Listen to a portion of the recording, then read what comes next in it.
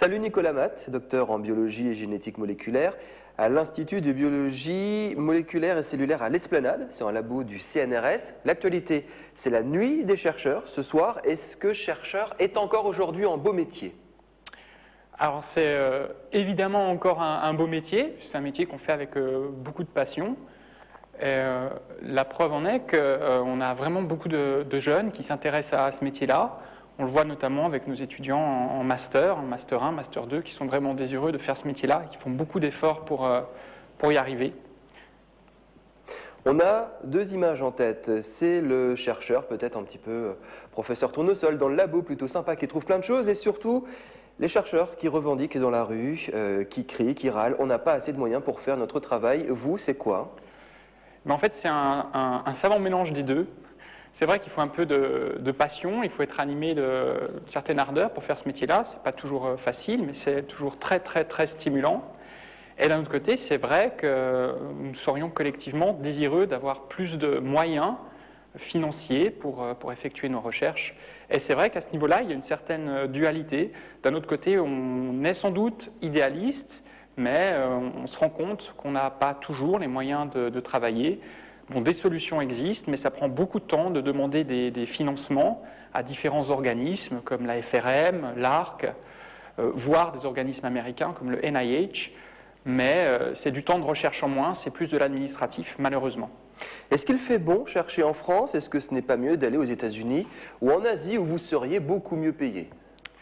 Alors, il fait bon être chercheur en France quand l'unité qui vous héberge a les moyens de financer vos recherches, ou quand vous-même vous pouvez trouver les financements qui permettent de faire cette recherche. Je ne suis pas nécessairement convaincu qu'il fasse meilleur être chercheur aux États-Unis.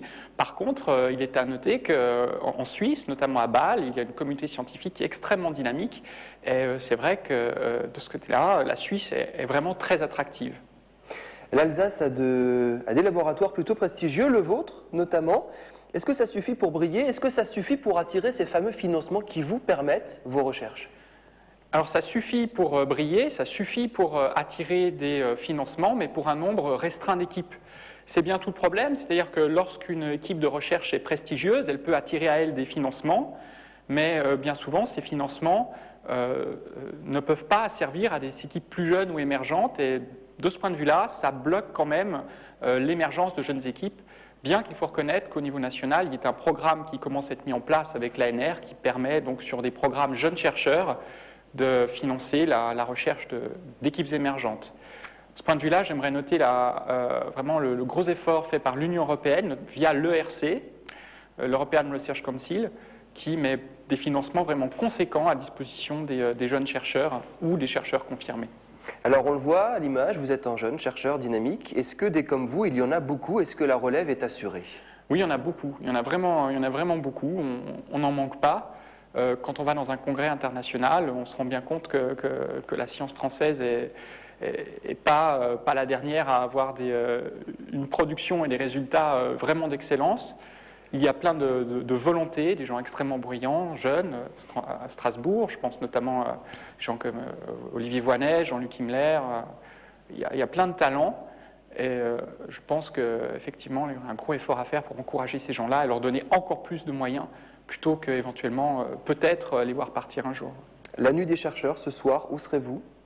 Alors, cette nuit, je serai avec certaines personnes de mon unité au musée zoologique, donc à Strasbourg, à l'Esplanade, où nous allons faire une petite démonstration. Pour les plus petits, en fait, il y aura une extraction d'ADN à partir d'une banane. Donc ça, c'est vraiment anecdotique, c'est un côté assez sympathique.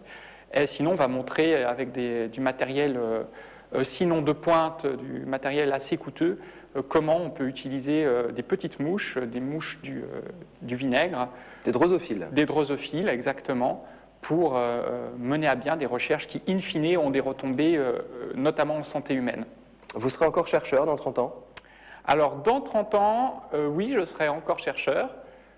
J'espère que tout se passera bien, qu'on aura eu des bons résultats, et tout ira pour le mieux, et que la situation se sera améliorée pour la recherche française et la recherche européenne. Nicolas Matt, merci beaucoup. Excellente nuit Merci. Des chercheurs. Merci beaucoup.